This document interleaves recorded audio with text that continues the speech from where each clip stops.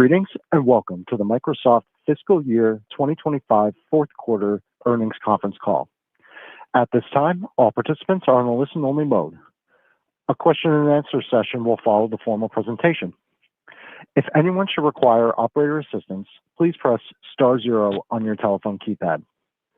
As a reminder, this conference is being recorded. It is now my pleasure to introduce Jonathan Nielsen, Vice President of Investor Relations. Good afternoon, and thank you for joining us today. On the call with me are Satya Nadella, Chairman and Chief Executive Officer, Amy Hood, Chief Financial Officer, Alice Jolla, Chief Accounting Officer, and Keith Dolliver, Corporate Secretary and Deputy General Counsel. On the Microsoft Investor Relations website, you can find our earnings press release and financial summary slide deck, which is intended to supplement our prepared remarks during today's call and provides the reconciliation of differences between GAAP and non-GAAP financial measures. More detailed Outlook slides will be available on the Microsoft Investor Relations website when we provide Outlook commentary on today's call. On this call, we will discuss certain non-GAAP items. The non-GAAP financial measures provided should not be considered as a substitute for or superior to the measures of financial performance prepared in accordance with GAAP. They are included as additional clarifying items to aid investors in further understanding the company's fourth quarter performance, in addition to the impact these items and events have on the financial results. All growth comparisons we make on the call today relate to the corresponding period of last year unless otherwise noted.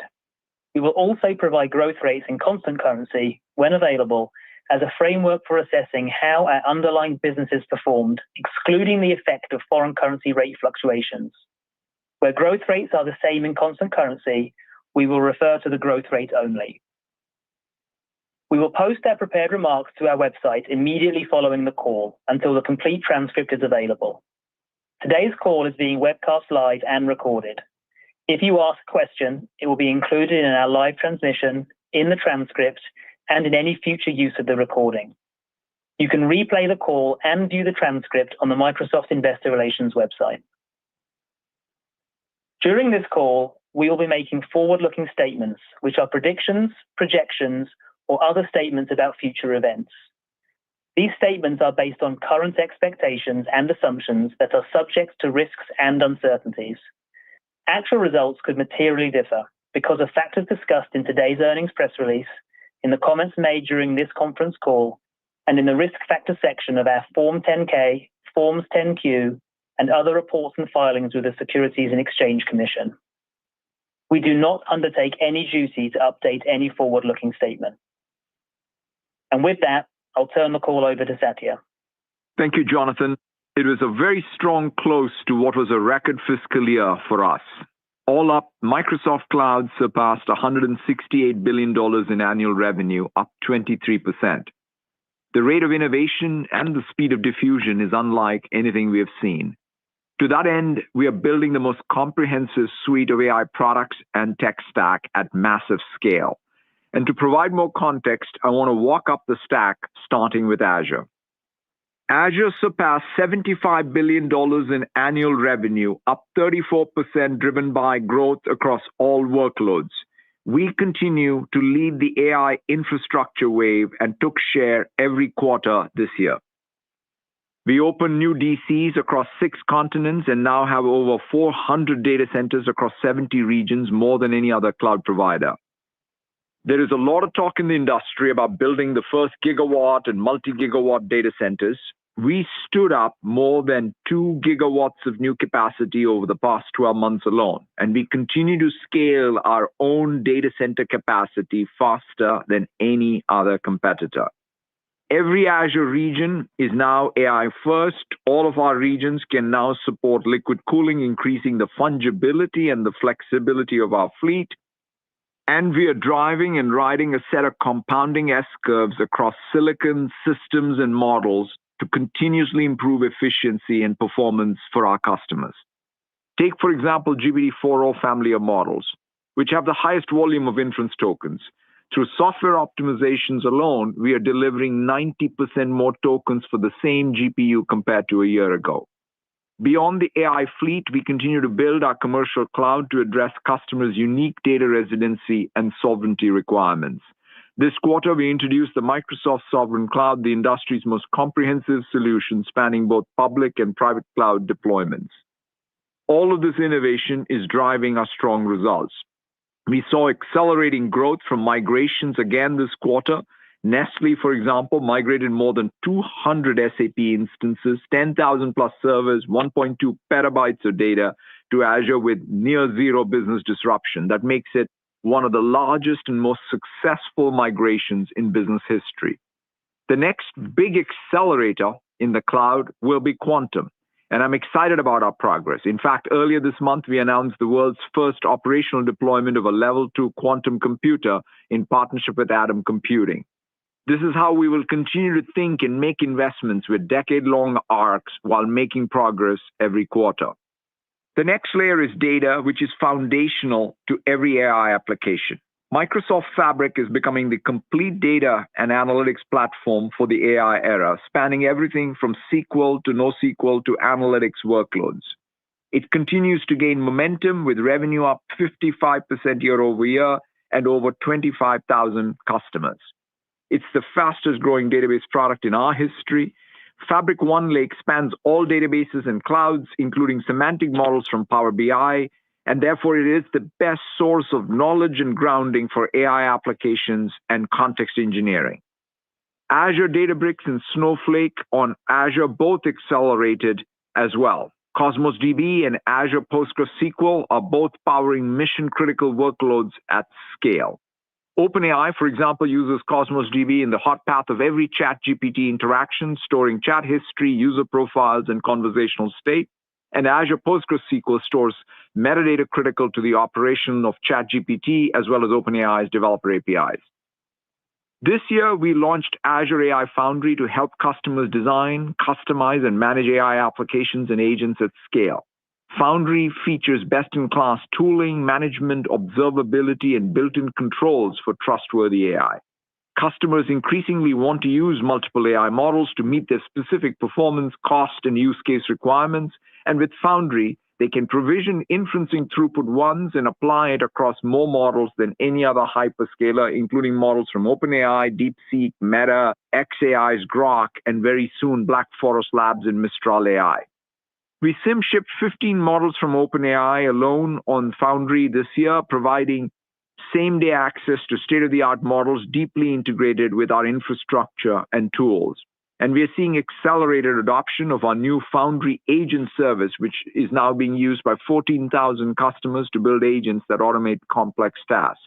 For example, NASDAQ is using Foundry to build agents that help customers prepare for board meetings, cutting prep time by up to 25%.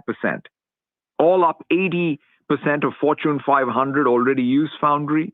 And when we look narrowly at just the number of tokens served by Foundry APIs, we processed over 500 trillion this year, up over 7x. This is a good indicator of true platform diffusion beyond a few head apps and services. Talking about the app layer, these applications are becoming embedded in our daily work and life. Our family of Copilot apps has surpassed 100 million monthly active users across commercial and consumer. And when you take a broader look at the engagement of AI features across our products, we have over 800 million monthly active users. Microsoft 365 Copilot is becoming the new way to organize work and workflow and work artifacts. We rolled out our biggest update to Microsoft 365 Copilot to date this quarter, bringing together chat, search, create, notebooks, as well as agents into one intuitive scaffolding. With this innovation and continued product improvements, we are seeing real momentum. Customers continue to adopt Copilot at a faster rate than any other new Microsoft 365 suite, with strong usage intensity as shown by our week-over-week retention. And we saw the largest quarter of seat adds since launch, with a record number of customers returning to buy more seats. Barclays, for example, will roll out Microsoft 365 Copilot to 100,000 employees globally, following a successful initial deployment of 15,000. UBS is expanding its deployment to all of its employees after initially rolling it out to 55,000 of them. and Adobe, KPMG, Pfizer, Wells Fargo all purchased over 25,000 seats this quarter.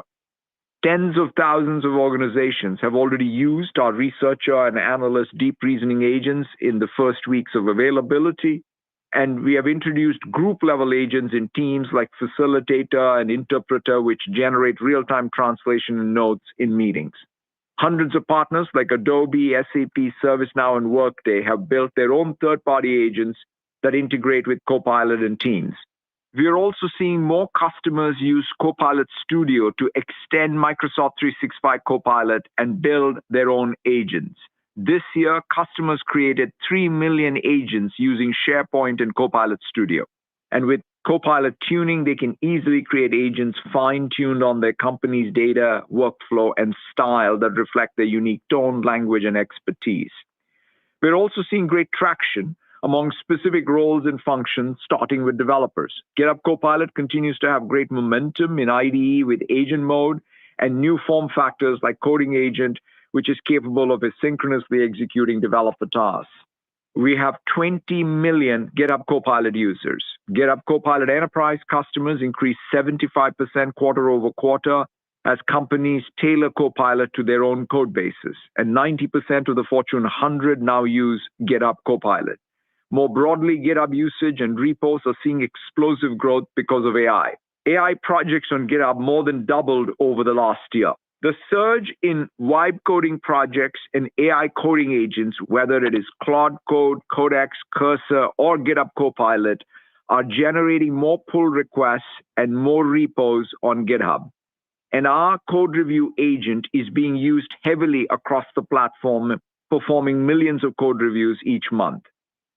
In healthcare, we had a breakout year for Dragon Copilot. Customers used our ambient AI solutions to document over 13 million physician-patient encounters this quarter, up nearly 7x year over year. For example, at Mercy Health System, more than 1,000 physicians are already using Copilot to reduce administrative burden so that they can focus on providing better care. They have saved more than 100,000 hours to date and plan to expand to all 5,000 providers. As one physician put it, the best thing to happen to my practice in 10 years. And in security, we were the first in the industry to introduce agents to help defenders autonomously handle high-volume security and IT tasks. More broadly, AI is driving a fundamental change in the BizApps market as customers shift from legacy systems to agentic business applications. Dynamics 365 took share this year, and we're winning customers in every industry, like Verizon with sales, Domino's Pizza Group with ERP, 1-800-Flowers with contact center. When it comes to consumer apps, we are innovating across all surfaces. In fact, on Monday, we introduced Copilot Mode in Edge. It's especially exciting to see the innovation coming back to browsers. Copilot Mode brings together Copilot Composer, Chat, Discover, Search, and Actions to build the next generation of browser for the AI age. Our Copilot consumer app also continued to see strong growth in engagement and successful sessions. And we are bringing Copilot to every Windows 11 PC. With Copilot Vision, you can share your screen with Copilot and get real-time insights and assistance on anything. And we are well positioned as we approach Windows 10 end of support in October, thanks to Windows 11 and Copilot Plus PCs, which offer customers compelling security as well as AI value. Talking about security, it underlies our cloud and AI infrastructure as well as our Copilots and agents. We have launched over 100 new capabilities over the past year. Just last week, we added a modern data lake to our SIM, Microsoft Sentinel, bringing together customer data across our first-party tools as well as third-party ecosystem over 350 connectors. We're also extending the systems customers already use for governance, identity, security, and management to protect every AI agent. Entra now extends identity permissions, policies, and access controls to agents. Defender secures nearly 2 million Gen AI apps. Purview is used by 3/4 of the Microsoft 365 Copilot customers to protect their data. And all up, we now have nearly 1.5 million security customers and continue to take share across all major categories we serve. Before I wrap, I want to talk about two consumer businesses of ours with massive end-user reach, LinkedIn and Xbox. LinkedIn is home to 1.2 billion members with 4 consecutive years of double-digit member growth. All-up comments on LinkedIn rose over 30% and video uploads increased over 20% this year. We continue to bring AI to every part of LinkedIn experience, introducing agents across hiring as well as sales. When it comes to gaming, we have 500 million monthly active users across platforms and devices. We are now the top publisher on both Xbox and PlayStation this quarter with successful launches of Forza Horizon 5 and Oblivion Remastered. The Call of Duty franchise has never been stronger. 50 million people have played Black Ops 6. Total hours surpassed 2 billion. Minecraft saw record monthly active usage and revenue this quarter, thanks in large part to the success of the Minecraft movie. And we have nearly 40 games in development, so much more to come. We surpassed over 500 million hours of gameplay streamed via the cloud this year, and Game Pass annual revenue was nearly $5 billion for the first time.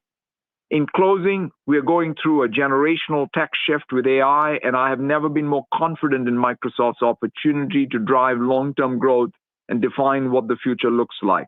With that, let me turn it over to Amy to walk through our financial results as well as the outlook. Thank you, Satya, and good afternoon, everyone.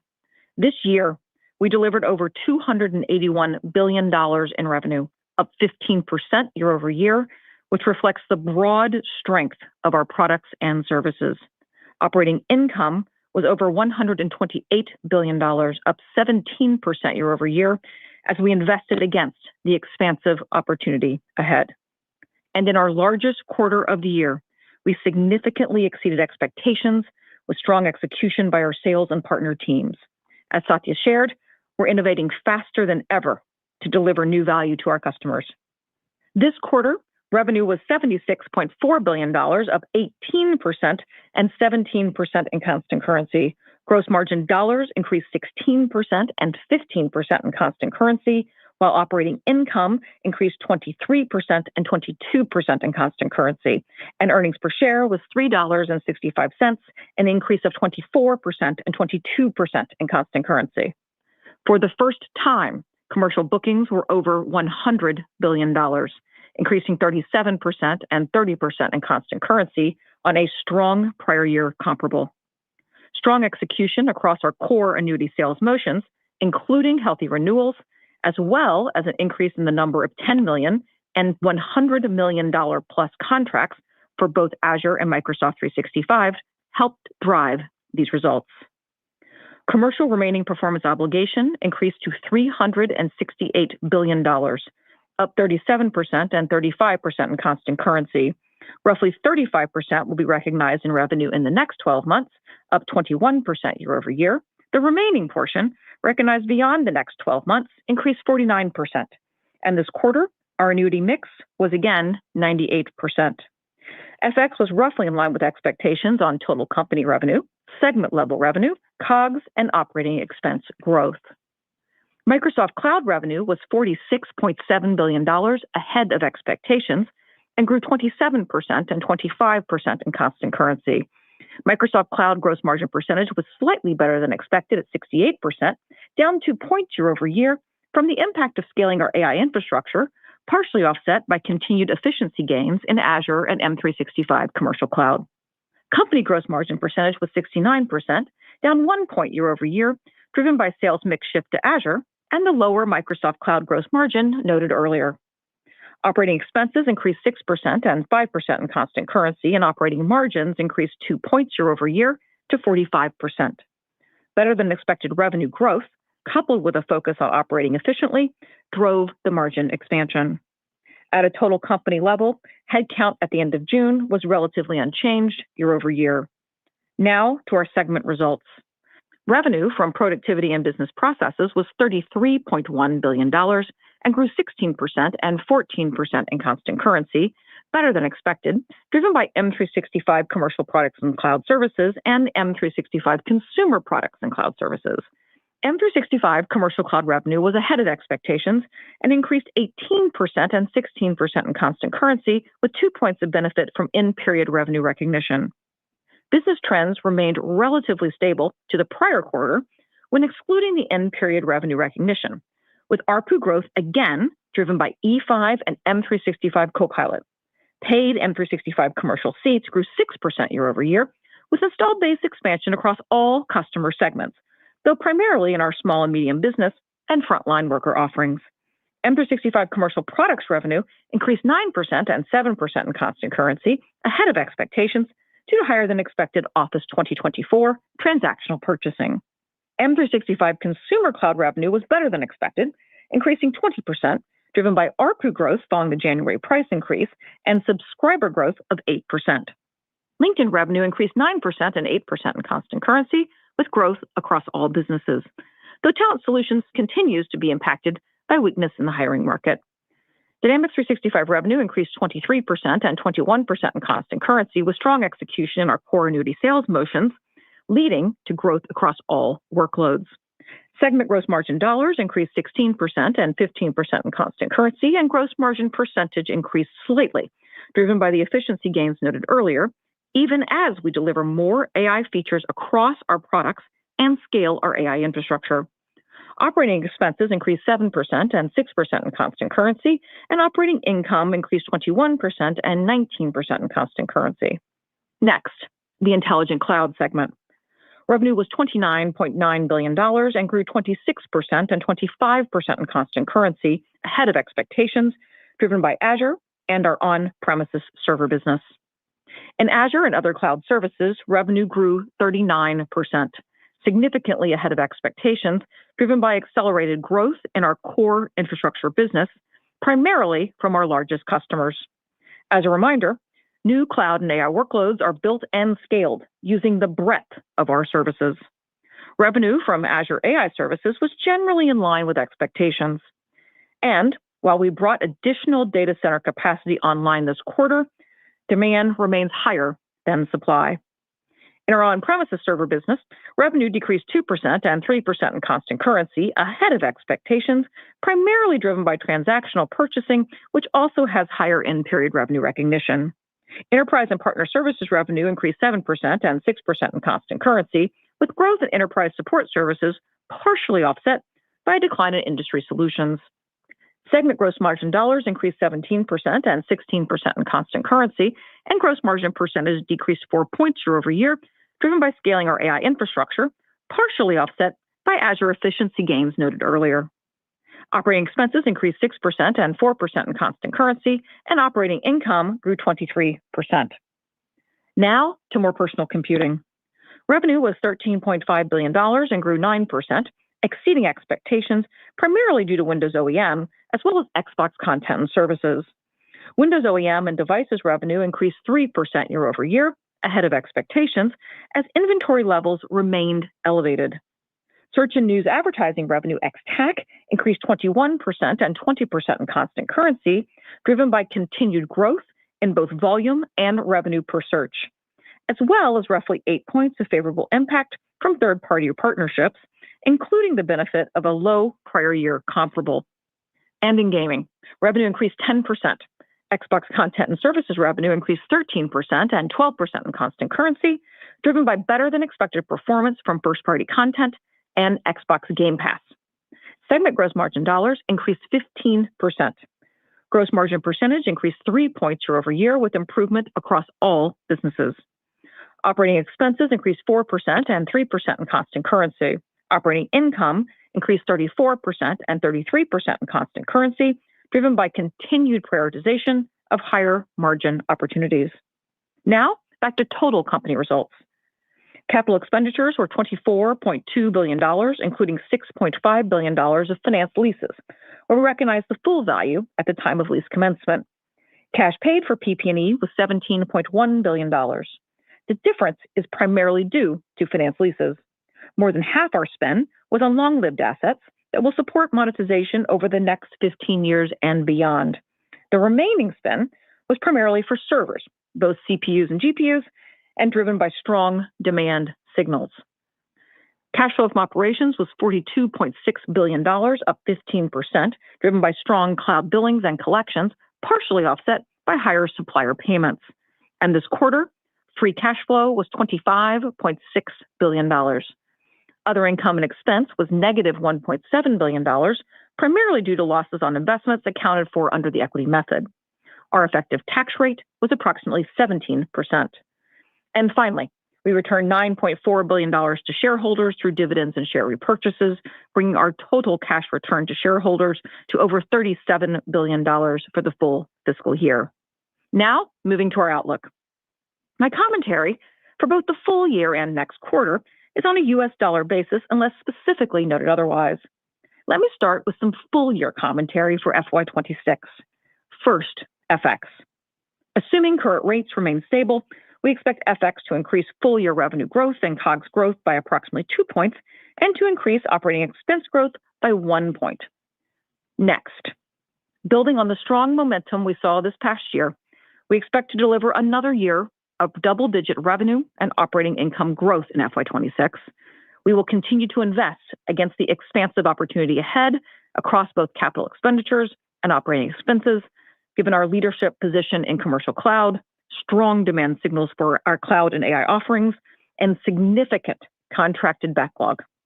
Capital expenditure growth, as we shared last quarter, will moderate compared to FY25 with a greater mix of short-lived assets. Due to the timing of delivery of additional capacity in H1, including large finance lease sites, we expect growth rates in H1 will be higher than in H2.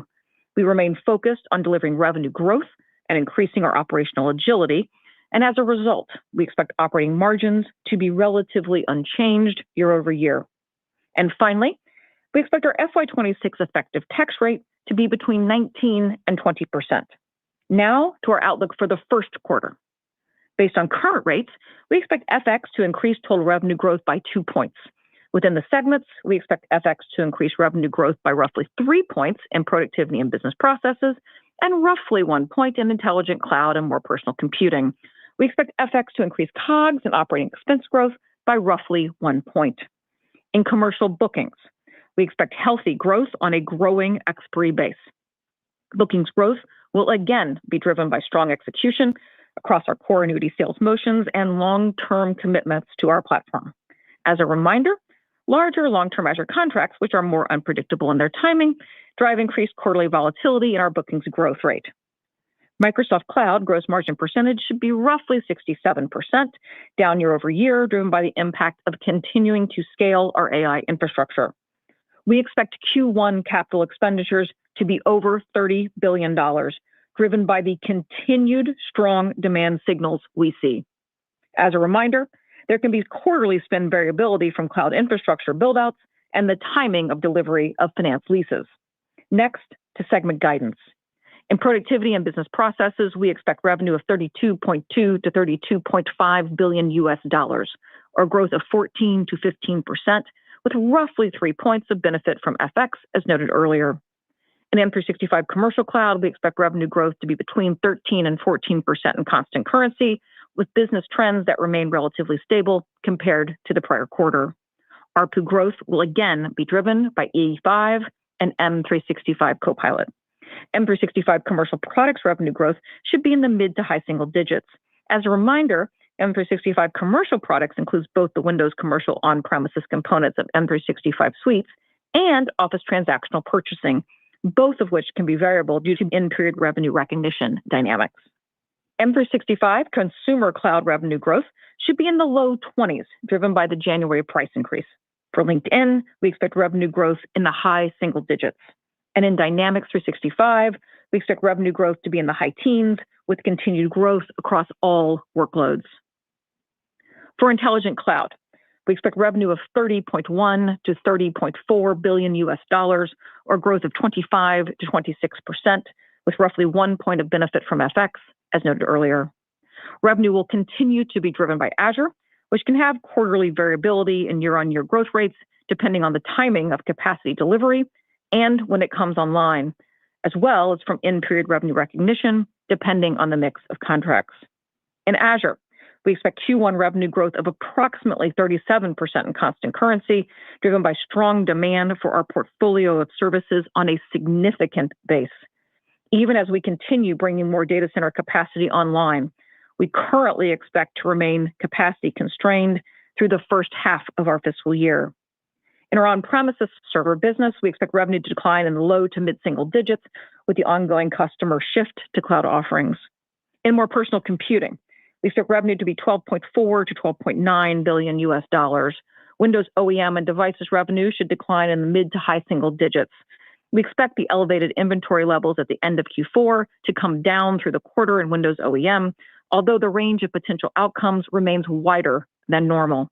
Devices revenue should decline. Search and news advertising ex-TAC revenue growth should be in the low to mid-teens, down sequentially as growth rates normalize, following the benefit from third-party partnerships noted earlier. Growth will continue to be driven by volume and revenue per search across Edge and Bing. Overall search and news advertising revenue growth should be in the low double digits. And in gaming, we expect revenue to decline in the mid to high single digits. Against a strong prior year comparable, we expect Xbox content and services revenue to decline in the mid single digits. Now back to company guidance. We expect COGS of $24.3 to $24.5 billion US dollars, or growth of 21 to 22%, and operating expense of $15.7 to $15.8 billion US dollars, or growth of 5 to 6%. Other income and expense is estimated to be negative $1.3 billion, primarily due to investments accounted for under the equity method. As a reminder, we do not recognize mark-to-market gains or losses on equity method investments. And lastly, we expect our Q1 effective tax rate to be between 19 and 20%. In closing, we finished the year with double-digit revenue and operating income growth and exceeded the FY25 operating margin commitment we shared a year ago. Our focus remains on investing in security, quality, and AI platform and product innovation that delivers value and opportunity to our customers. We are excited for FY26. With that, let's go to Q&A, Jonathan. Thanks, Amy. We'll now move over to Q&A. Out of respect for others on the call, we request that participants please only ask one question. Operator, can you please repeat your instructions? Thank you. Ladies and gentlemen, if you would like to ask a question, please press star one on your telephone keypad, and the confirmation tone will indicate your line is in the question. You may press star two if you would like to remove your question from the queue. For participants using speaker equipment, it may be necessary to pick up your handset before pressing the star keys. And our first question comes from the line of Keith Weiss with Morgan Stanley. Please proceed. Excellent. Thank you guys for taking the question, and congratulations on a fantastic end to FY25. I've been covering Microsoft for a while. I don't think I've ever seen a quarter where everything came together this well. So congratulations on that.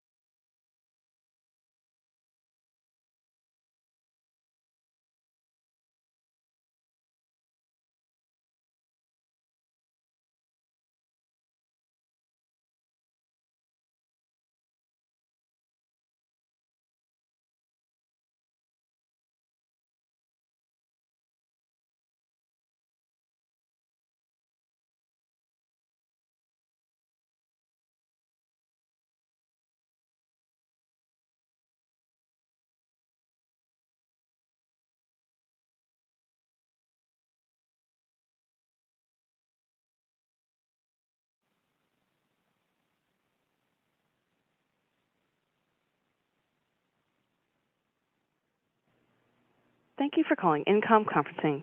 The next available operator will be with you momentarily. Thank you for calling Income Conferencing. The next available operator will be with you momentarily.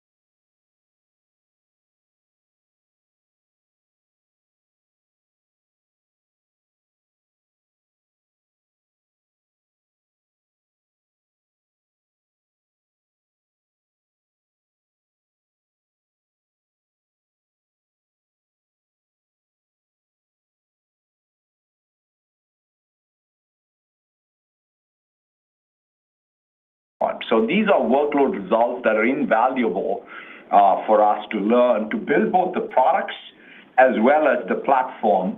And then broadly, or rather over time, there will be broad diffusion. In fact, one of the things that Amy and I track is not just the head app usage, but also what's the sort of all the tier 2 applications that are being built.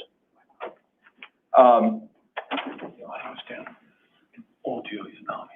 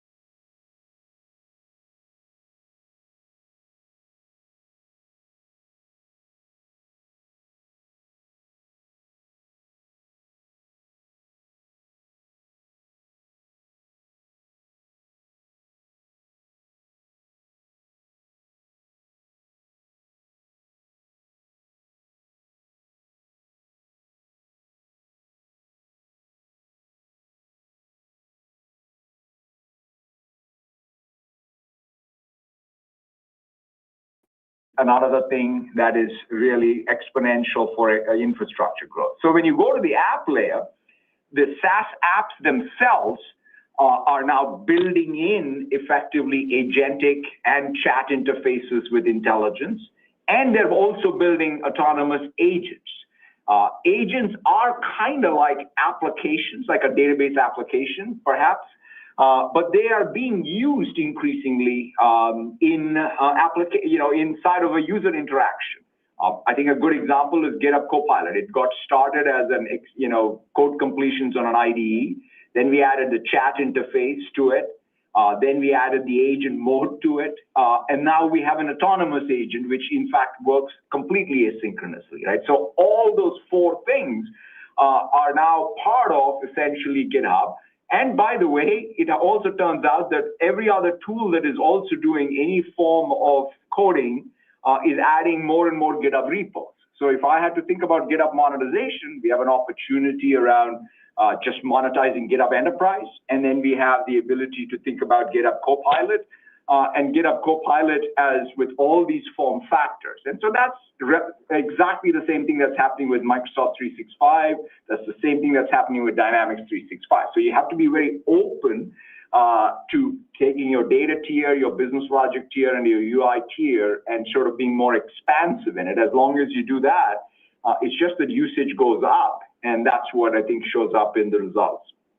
And I think, Mark, if you wanted to think about, all the things in the layers Satya talked about, is really we're seeing very similar monetization tools exist in this transition too, right? There's a per user logic, there's tiers of per user. Sometimes those tiers relate to consumption. Sometimes there's pure consumption models. I think you'll continue to see a blending of these, especially as the AI model capability grows. You'll end up with ways that teams are going to want to throttle that usage, use the best models for the best job. And I think the blending of these models will continue to be something we see on a go-forward basis. Thank you. I appreciate it. Thanks, Mark. Operator, next question, please. The next question comes from the line of Karl Keirstead with UBS. Please proceed. Okay, thanks. Satya and Amy, this is the second quarter in a row of pretty material Azure upside from what sounds like an acceleration in on-prem to Azure migration activity. I'm just wondering if you can comment on the plethora of customer conversations you've had, whether there are a couple of 2 or 3 specific catalysts that are driving that migration, and how durable a trend do you think that is? Thank you. Yeah, there are 3 things that are really happening. One is the migrations. A good example would be what I referenced in my remarks with Nestle, with the SAP instances. They moved along with a lot of the data that's associated with it and a bunch of servers. So that's kind of a classic example, I think, whether it's VMware migrations or migrations of SAP, or even just our own server migrations. They're pretty healthy, and as it turns out that we're still not anywhere close to the finish line, if at best maybe in the middle innings of that. The second thing that's also happening is cloud native applications that are scaling. This is even excluding all of the AI stuff, just the classic cloud native e-commerce company, let's say.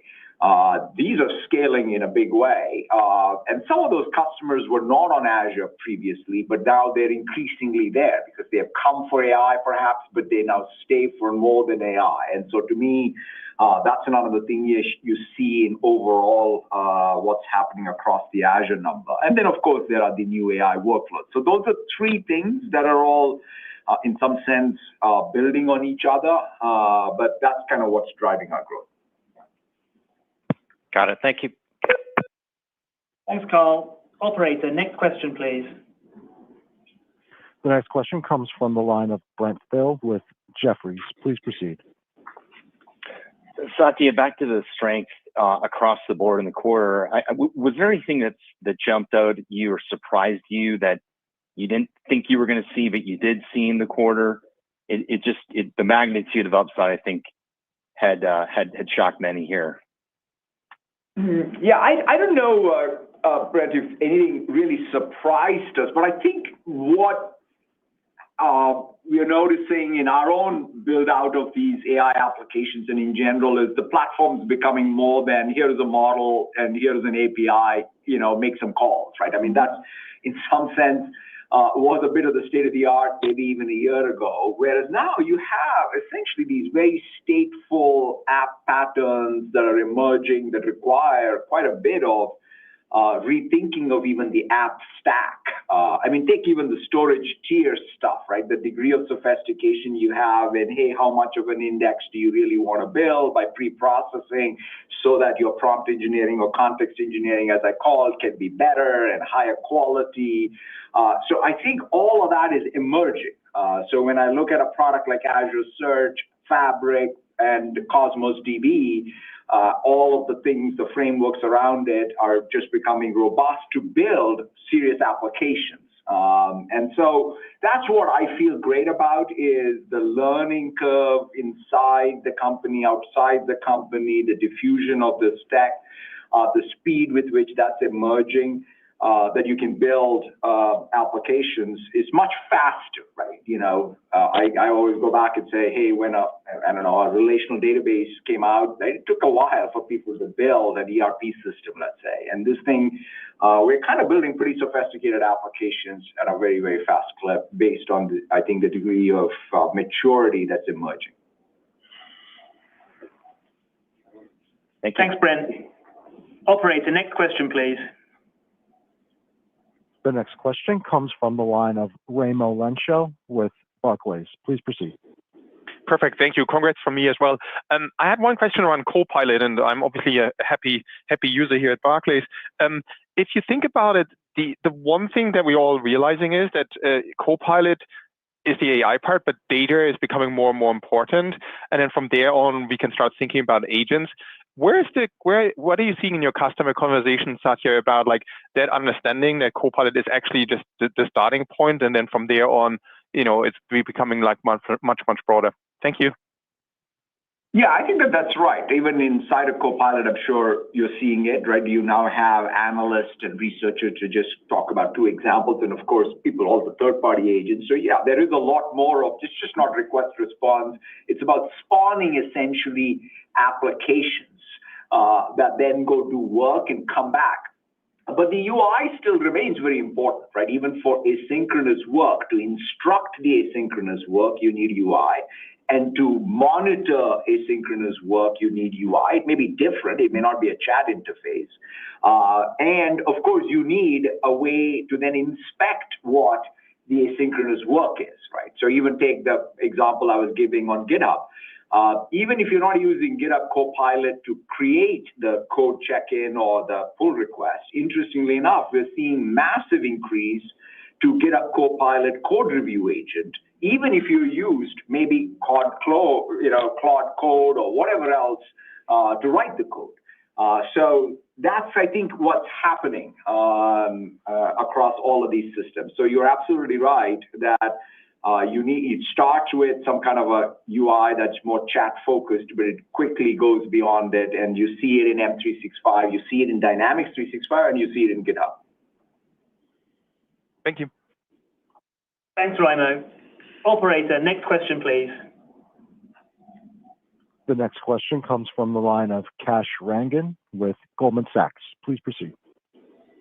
Hi, thank you very much. Amy, I want to acknowledge that I think a few quarters ago you said that you reach a point in time where you can accelerate Azure while slowing down CapEx, so you did it. But what is the outlook? When I look at the CapEx guidance for the upcoming quarter, certainly I would view that as a positive indicator of the book of business you have for your cloud services. But how should we think about the shape of the curve of CapEx vis-a-vis Azure growth rate in the years ahead, particularly as I listen to Satya's comments on the AI stack consuming more and more infrastructure? Are we at a point where we're going to have to continue to do this and then we magically wait for inference and applications to kick in and therefore create a richer gross margin mix?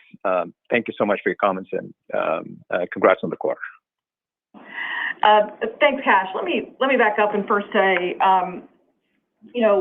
when you think about the full year comments I've made on CapEx, as well as the Q1 guidance of over $30 billion, you first have to ground yourself in the fact that we have $368 billion of contracted backlog we need to deliver, not just across Azure, but across the breadth of the Microsoft Cloud. So in terms of feeling good about the ROI and the growth rates and the correlation, I feel very good that the spend that we're making is correlated to basically contracted on the books business that we need to deliver, and we need the teams to execute at their very best to get the capacity in place as quickly and as effectively as they can. And so when you look, and we've talked about the growth rate will decline year over year, but at its core, our investments, particularly in short-lived assets like servers, GPUs, CPUs, networking, storage, is just really correlated to the backlog we see and the curve of demand. And, I talked about it, in January and said I thought we'd be in better supply-demand shape by June. And now I'm saying, I hope I'm in better shape by December. And that's not because we slowed CapEx, even with accelerating the spend and trying to pull leases in and get CPUs and GPUs in the system as quickly as we can, we are still seeing demand improve. And so I am not as focused, Cash, on trying to pick a date at which revenue growth and CapEx growth will meet and cross. I'm focused on building backlog, building business, and delivering capacity, which we are seeing has a good ROI today in terms of our ability to get that done. So I don't want people to get overly focused on a pivot point, because when you're in sort of these expansive moments, picking a data point usually means you're going to pick to be too conservative in terms of market share gain and in terms of winning. And so I tend to put my energy more there. Yeah, I think one of the other things, Cash, is that I think I said this in a previous earnings as well, which is the difference between a hoster and a hyperscaler is software, and the same is going to be true here. That GPT-4o example I gave is all software, right? The optimization even in the last year. So we know how to use the software skills to take any piece of hardware and make it, multiple X better. And so that's kind of where the yield will come. But as Amy said, while you're really going and building out the plant, you don't want to sort of serialize it. You just want to go in parallel on all of these fronts, and that's sort of what will compound over time. And I do think it's important when Flex talks about the software layer, he's talking about in his comments to connect this back to the compounding S-curves. And so I would remind people that is something that we saw through the prior cloud transition. It's how we operated through that one, and the same sort of skills and logic done at an even faster pace is what will apply this same transition. Sounds very encouraging. Thank you so much. Thanks, Cash. Operator, next question, please. The next question comes from the line of Michael Turrin with Wells Fargo. Please proceed. Hey, great. Thanks very much for taking the questions, and congrats for me as well on the metrics working in concert here. Amy, maybe on margin, impressive to hear expectations for flat operating margin in the upcoming year as you absorb some of the mix shift towards Azure and some of the more AI-focused offerings. Can you speak in more detail just around your ability to manage those trade-offs and offset some of the mix shift? And I'm wondering specifically just on any productivity gains you're seeing from leveraging AI internally that you'd highlight, or anything else you'd just mention in underpinning the full year expectation there. Thank you. Thanks, Michael. I think really the area to focus on is when you think about margin. I think sometimes people get a lot of energy around cost control as a driver of margin. The other driver is to focus on making sure you deliver great product that's competitive and innovative and can take share, because that drives revenue. And revenue itself and revenue growth, as you all know better, even perhaps than I do, is a durable way to see margin improvement. It builds on itself. That being said, the second thing I would point to is really what I talked to Cash a little bit about before, Satya and I both mentioned it, is applying all of our skill set here to deliver efficiencies, whether that's at whatever layer of the stack that exists. The S-curves compound, and we are doing that work, and we're focused on it. At the same time, we're doing the build out. So you'll see improvements there even as we continue to invest. And then, of course, it's about continuing to have great talent here, focus on products and opportunities where we have the biggest markets and the most likelihood of success. And so when we have those three things happen and the energy is right and the focus is there, it gives me confidence in terms of margin delivery. But make no mistake, it starts and ends really with product, which is what we're really focused on here, and delivering that to customers. That all sounds pretty good. Thanks very much. Thanks, Michael. That wraps up the Q&A portion of today's earnings call. Thank you for joining us today, and we look forward to speaking with you all soon. Thank you. Thank you. This concludes today's conference. You may disconnect your lines at this time. Thank you for your participation.